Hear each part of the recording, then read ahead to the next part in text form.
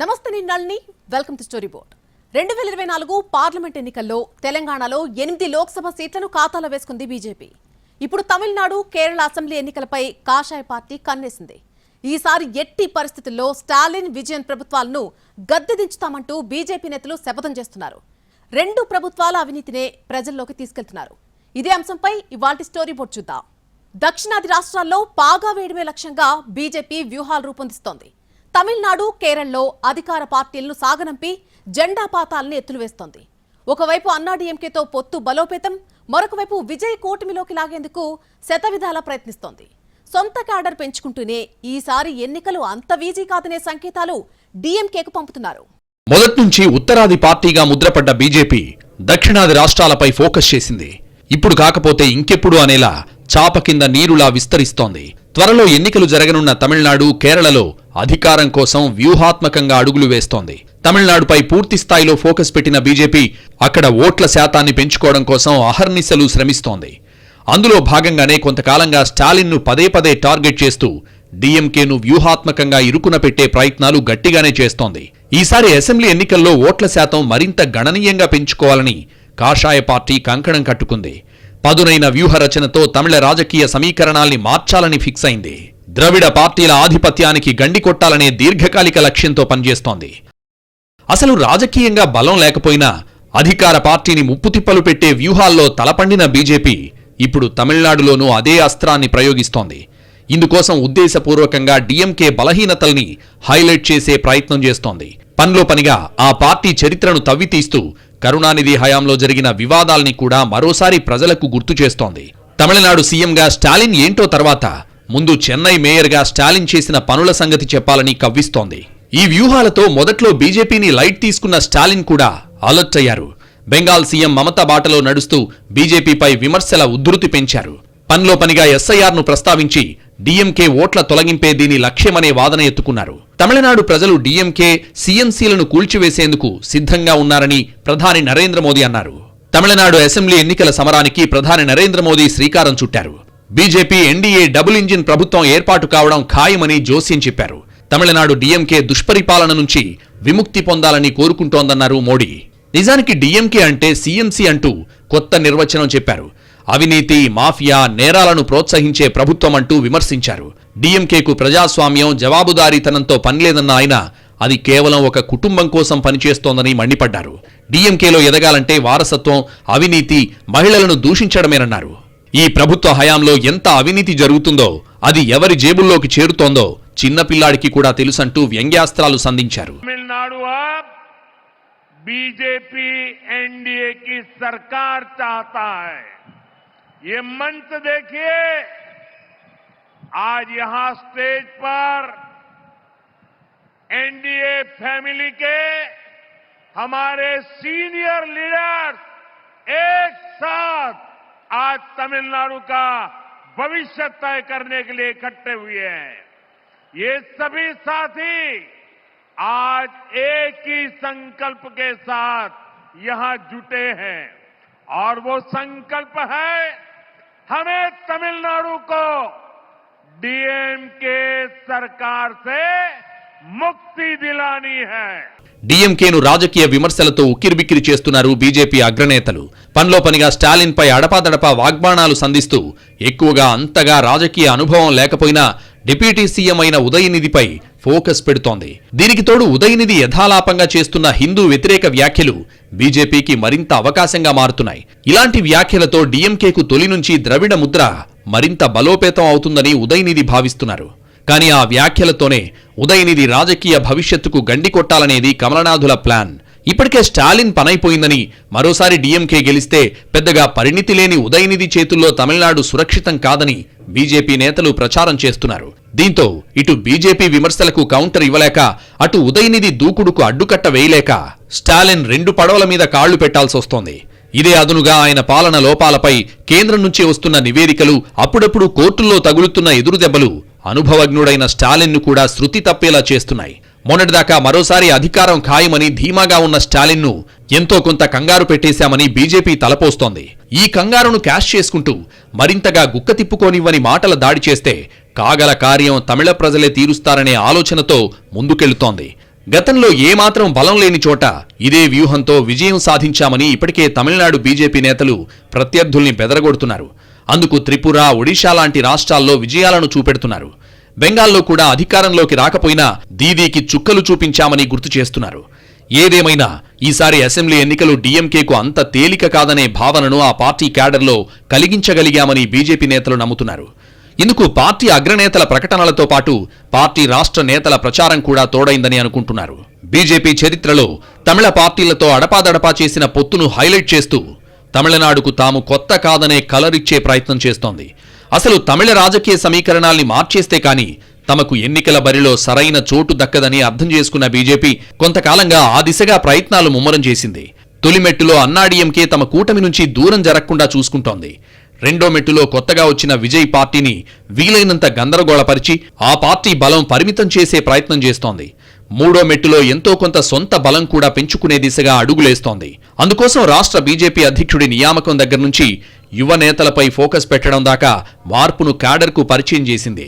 తద్వారా కొత్త రక్తానికి బీజేపీలో మాత్రమే అవకాశం ఉంటుందని తమిళ ప్రజలకు సంకేతాలు పంపింది. డీఎంకే, అన్నాడీఎంకేలో నాయకత్వ మార్పు ఇప్పట్లో కుదరదు. టీవీకేలోనూ అంతా విజయ్ జపమే నడుస్తోంది. మిగతా చిన్నా చితకా పార్టీలతో ప్రయోజనం లేదు.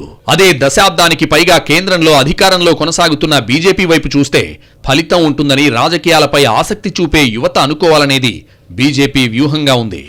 కొత్తగా టీవీకే పార్టీ పెట్టిన విజయ్ విషయంలో కూడా బీజేపీ భిన్న వ్యూహాలు అమలు చేస్తోంది. పార్టీ ఆవిర్భావ సభలోనే బీజేపీని సైద్ధాంతిక శత్రువుగా ప్రకటించిన విజయ్కు కాషాయ పార్టీ మైత్రి సంకేతాలు పంపి తమిళ రాజకీయ పండితుల్ని ఆశ్చర్యపరిచింది. కానీ అట్నుంచి సానుకూలత రాకపోవడంతో పరోక్ష వ్యూహాలు మొదలుపెట్టింది. పుదుచ్చేరి సీఎం రంగస్వామి ద్వారా పొలిటికల్ గేమ్ ఆడించిందనే అభిప్రాయాలొచ్చాయి. చివరకు విజయ్ ఓటు బ్యాంకుపై సమగ్ర విశ్లేషణ తర్వాత ఆయన ఎన్డీఏ ఓట్లే లాగేస్తున్నారని అర్థమై ఆ బలం తగ్గించే పనిలో పడింది. ఇందుకోసం డీఎంకే వ్యతిరేక ఓటు చీలకుండా తమిళ రాజకీయాల్లో సరికొత్త మెగా కూటమి ఏర్పాటు చేసే ప్రయత్నం గట్టిగా చేస్తోంది.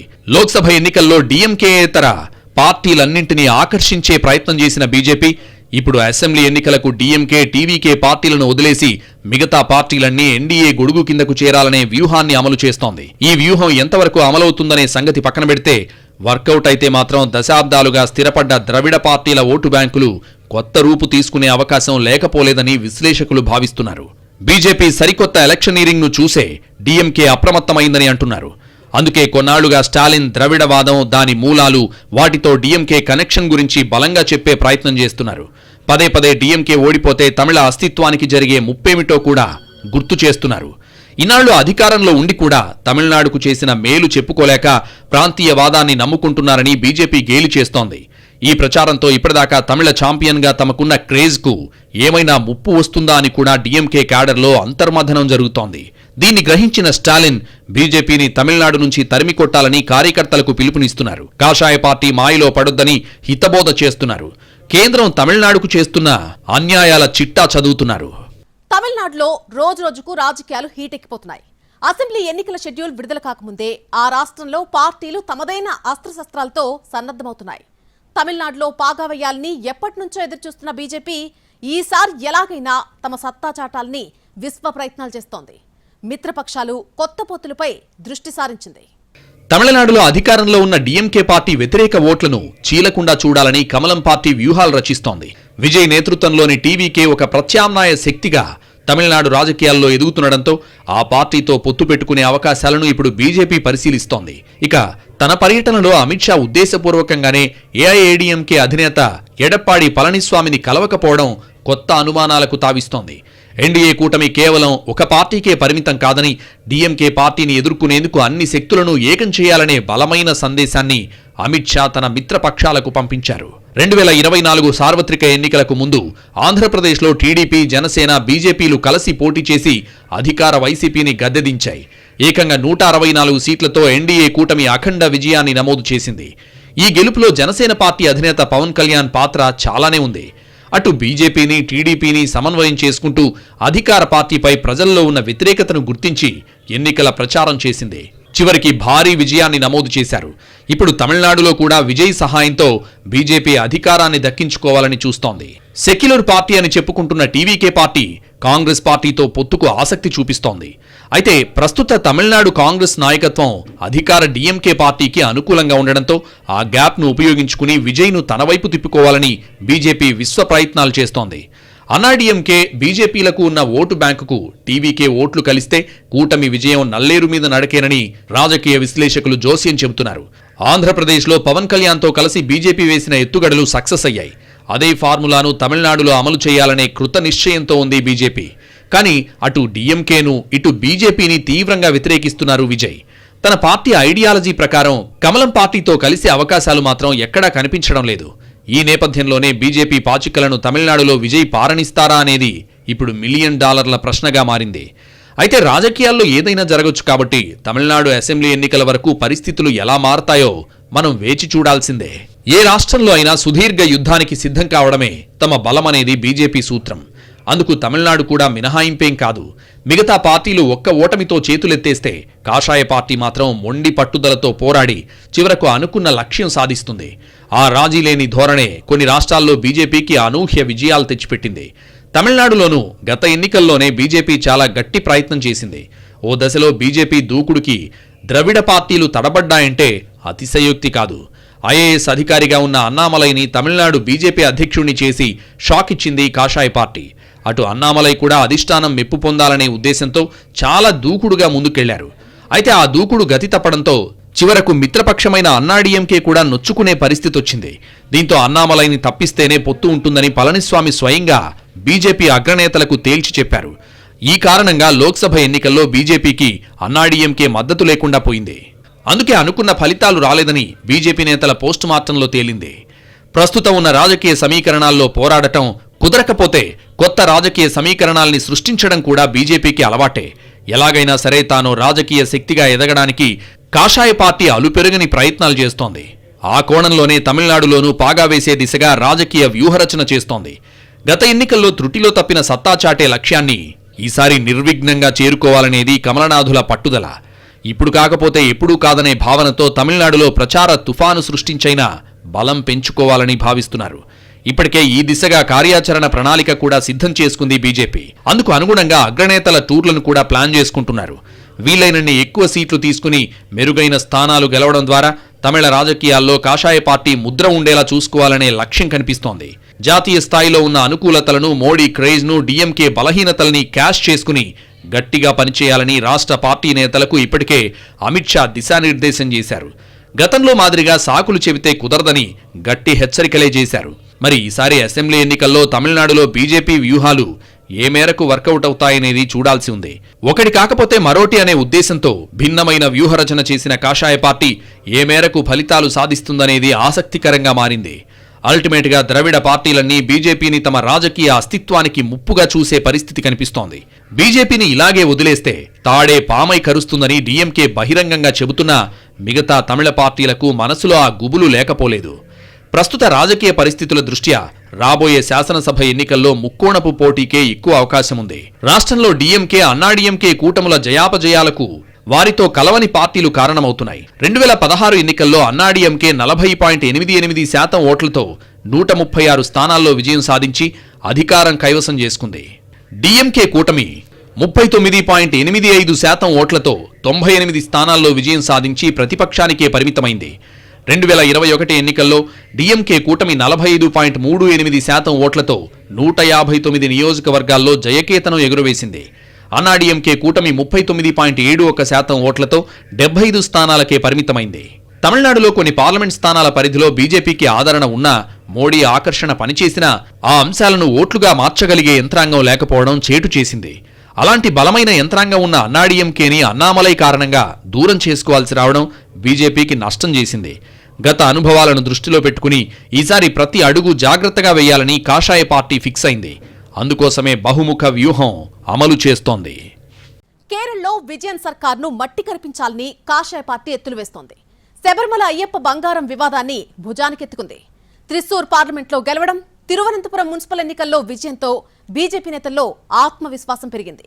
ఇంకొంచెం కష్టపడితే జెండా పాతేస్తామనే ధీమాలో నేతలు కేరళపై ఫోకస్ చేశారు. తమిళనాడుతో పాటే కేరళ అసెంబ్లీ ఎన్నికలను కాషాయ దళం సీరియస్గా తీసుకుంది. తిరువనంతపురం మున్సిపల్ ఎన్నికలు ఆ పార్టీకి ఊపు తీసుకొచ్చాయి. దీన్నే అసెంబ్లీ ఎన్నికల్లో కంటిన్యూ చేయాలని వ్యూహాలు అమలు చేస్తోంది. అభివృద్ధి పనులకు శంకుస్థాపనలు చేస్తూనే మరోవైపు అధికార పార్టీ వైఫల్యాలను ఎండగడుతోంది. తాజాగా తిరువనంతపురంలో వివిధ అభివృద్ధి ప్రాజెక్టులను, కొత్త రైలును మోడీ ప్రారంభించారు. బీజేపీ అధికారంలోకొస్తే శబరిమల బంగారం నష్టాన్ని పరిశీలించి దోషులను జైల్లో పెడతామని హామీ ఇచ్చారు. ఎల్డీఎఫ్ ప్రభుత్వం శబరిమల ఆలయ సంప్రదాయాలను దెబ్బతీయడంలో ఏ రాయిని వదిలిపెట్టలేదన్నారు మోడీ. కేరళలో ఎప్పుడూ బీజేపీకి అవకాశమే రాలేదు. అక్కడ కమ్యూనిస్టుల రాజకీయ ప్రాబల్యమే అధికంగా ఉంటూ వస్తోంది. ఇక కాంగ్రెస్ కూడా కేరళలో తన సత్తాను చాటుకుంటోంది. అలా కాంగ్రెస్ నాయకత్వంలో యూడీఎఫ్, వామపక్షాల నేతృత్వంలో ఎల్డీఎఫ్గా 2 కూటములు పోటీ పడుతూ ఉంటాయి. ప్రజలు ఒక్కో ఎన్నికలో ఒక్కో పార్టీని గెలిపిస్తూ వస్తున్నారు. ఆ విధంగా 3వ పార్టీ ఊసులేని రాష్ట్రంగా కేరళ ఉంది. మోడీ తొలిసారి 2014లో ప్రధానిగా అయ్యాక కేరళ మీద ఫోకస్ పెట్టింది. దాంతో అంచెలంచెలుగా బీజేపీ ఇక్కడ తన ఓట్ షేర్ని పెంచుకుంటూ వస్తోంది. 2021లో జరిగిన అసెంబ్లీ ఎన్నికల్లో బీజేపీకి 15.50% ఓట్ షేర్ లభించడంతో ఈసారి ఎన్నికల్లో తన తడాఖా చూపించాలని ఆరాటపడుతోంది. అయితే సిపిఎంకి 25.4%, కాంగ్రెస్కి 25.1% అదే ఎన్నికల్లో ఓట్లొచ్చాయి. కేరళ అసెంబ్లీ ముందు అధికార ఎల్డీఎఫ్కు స్థానిక ఎన్నికలు షాకిచ్చాయి. యూడీఎఫ్ అంచనాలకు మించి పుంజుకోవడంతో అధికార పార్టీకి కంటి మీద కునుకు లేకుండా పోతోంది. కేరళలో ఊహించని రాజకీయ పరిణామం చోటు చేసుకుంది. త్వరలో జరగబోయే అసెంబ్లీ ఎన్నికలకు రెఫరెండంగా విశ్లేషించిన స్థానిక సంస్థల ఎన్నికల్లో అనూహ్య ఫలితాలు వెలువడ్డాయి. అధికార లెఫ్ట్ డెమోక్రటిక్ ఫ్రంట్కు ఊహించని ఎదురుదెబ్బ తగిలింది. కాంగ్రెస్ నేతృత్వంలోని యునైటెడ్ డెమోక్రటిక్ ఫ్రంట్ ఊహించని స్థాయిలో పుంజుకుంది. బీజేపీ నేతృత్వంలోని ఎన్డీఏకు మంచి ఫలితాలొచ్చాయి. ఎల్డీఎఫ్ కూటమికి అనూహ్య ఎదురుదెబ్బ తగిలింది. తిరువనంతపురంలో అనూహ్యంగా బీజేపీ గెలవడం ఆ పార్టీ శ్రేణులకు ఉత్తేజాన్నిచ్చింది. దీన్ని అసెంబ్లీ ఎన్నికల వరకు కంటిన్యూ చేయాలని భావిస్తోంది. 2024 పార్లమెంట్ ఎన్నికల ముందు వరకు కేరళలో బీజేపీకి ఒక్క స్థానమూ లేదు. గత ఎన్నికల్లో త్రిశూర్ నుంచి పోటీ చేసిన నటుడు సురేష్ గోపి 74,000 ఓట్లతో గెలుపొందారు. దశాబ్దాల తర్వాత కాషాయ పార్టీ దేవభూమిలో ఖాతా తెరిచింది. తాజాగా తిరువనంతపురం మున్సిపాలిటీని తన ఖాతాలో వేసుకుంది. ఇప్పటివరకు ఎల్డీఎఫ్, యూడీఎఫ్ల పాలన మాత్రమే చూశారన్న మోడీ అవి రాష్ట్రాన్ని నాశనం చేశాయంటూ వ్యంగ్యాస్త్రాలు సంధించారు. మూడో వైపు కూడా ఉందని, అది బీజేపీ అభివృద్ధి, సుపరిపాలనను అందిస్తుందని హామీ ఇస్తున్నారు. కేరళలో ఎల్డీఎఫ్, యూడీఎఫ్లకి వేరువేరు జెండాలు ఉన్నప్పటికీ వాటి ఎజెండా ఒకటే. అదే అవినీతి, జవాబుదారీతనం లేకపోవడమేనంటూ ప్రజల్లోకి వెళుతోంది కాషాయ పార్టీ. 45 సంవత్సరాల తర్వాత ఎల్డీఎఫ్ నుండి తిరువనంతపురం కార్పొరేషన్ను కైవసం చేసుకుంది. ప్రధాని ఈ విజయాన్ని అసాధారణమైందిగా, చారిత్రకమైందిగా అభివర్ణిస్తున్నారు. ఇది కేరళలో బీజేపీ అధికారంలోకి రావడానికి పునాది వేసిందని అన్నారు. మరోవైపు పుదుచ్చేరిలోనూ తమిళనాడు, కేరళతో పాటే అసెంబ్లీ ఎన్నికలు జరగనున్నాయి. 30 సీట్లు ఈ రాష్ట్రంలో ఎన్ఆర్ కాంగ్రెస్, బీజేపీ కలిసి పోటీ చేశాయి. ఎన్ఆర్ కాంగ్రెస్ కు 10 సీట్లు, బీజేపీకి 6 చోట్ల గెలుపొందాయి. త్వరలో జరగనున్న ఎన్నికల్లోనూ ఎన్ఆర్ కాంగ్రెస్, బీజేపీ కలిసి పోటీ చేసేందుకు సిద్ధమవుతున్నాయి. ఉత్తరప్రదేశ్, రాజస్థాన్, మహారాష్ట్ర వంటి రాష్ట్రాల్లో చావుదెబ్బతిన్న బీజేపీ దాని మిత్రపక్షాలు దక్షిణ భారతంలో మాత్రం నిలదొక్కుకోగలిగాయి. ఉత్తరప్రదేశ్, మహారాష్ట్ర, రాజస్థాన్ తదితర రాష్ట్రాల్లో 60 నుంచి 70 సీట్ల వరకు కోల్పోయిన ఎన్డీఏ పక్షాలు దక్షిణాన 50 సీట్ల వరకు గెలుచుకోగలిగాయి. ఈ స్థానాలే కమలనాథులను మ్యాజిక్ ఫిగర్ను అందుకునేలా చేశాయి. గత ఎన్నికల్లో బీజేపీతో విభేదించి ఒంటరిగా పోటీ చేసిన తెలుగుదేశం ఈసారి మాత్రం ఎన్డీఏ కూటమిలో చేరిపోయింది. ఆ పార్టీ అనూహ్యంగా ఆంధ్రప్రదేశ్లో 16 సీట్లను గెలుచుకుని ఎన్డీఏకు ఊపిరిపోసింది. టీడీపీ మద్దతుతో బీజేపీ సైతం ఏపీలో 3 సీట్లను గెలుచుకోగలిగింది. ఇక తెలంగాణలో బీజేపీ తన సీట్లను రెట్టింపు చేసుకోగలిగింది. గత ఎన్నికల్లో 4 సీట్లను గెలుచుకున్న కమలనాథులు ఈ ఎన్నికల్లో 8 సీట్లను గెలుపొందారు. 6 నెలల క్రితం జరిగిన అసెంబ్లీ ఎన్నికల్లో కేవలం 14% ఓట్లను మాత్రమే పొందిన బీజేపీ లోక్సభ ఎన్నికల నాటికి 35% ఓట్లను సాధించింది. కర్ణాటకలో మొత్తం 28 ఎంపీ సీట్లకు గాను బీజేపీ 17 స్థానాలను గెలుచుకోగా దాని మిత్రపక్షం జేడీఎస్ 2 గెలుపొందింది. కేరళలో హిందుత్వ అస్త్రాన్ని బీజేపీ గట్టిగా ప్రయోగించనుందా అన్న చర్చ జోరుగా సాగుతోంది. ఆ పార్టీ అధికారంలోకి రావాలి అంటే లెఫ్ట్ ఓట్లు లేదంటే కాంగ్రెస్ ఓట్లు చీలిపోవాలి. ఆ 2 పార్టీలతో జనాలు విసిగిపోయారని బీజేపీ అంటోంది. మరి ప్రజలు అభివృద్ధి ప్లస్ హిందుత్వ అన్న వాటి విషయంలో బీజేపీ వైపు మొగ్గు చూపుతారా లేదా అన్నది చూడాల్సి ఉంది.